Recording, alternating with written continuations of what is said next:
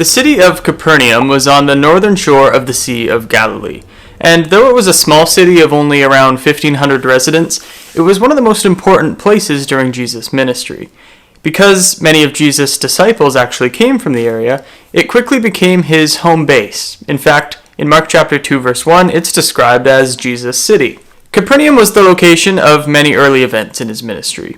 He frequently taught in the synagogue, and he performed a lot of miracles there, including the healing of the nobleman's son, Simon's mother-in-law, a paralytic man, as well as a man suffering with mental illness. It was here, in Capernaum, that the fame of Jesus started to spread throughout the whole nation of Israel. Crowds of people gathered there to either see the miracles or to be healed themselves.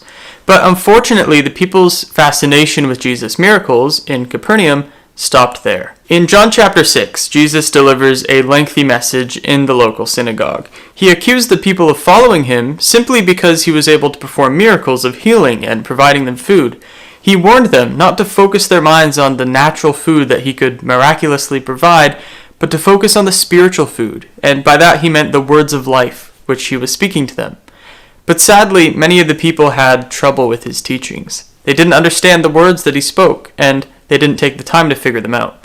We're told in John chapter 6 that many of his disciples turned back and no longer walked with him. In Luke chapter 10, Jesus pronounces judgment on Capernaum and several of the other nearby cities.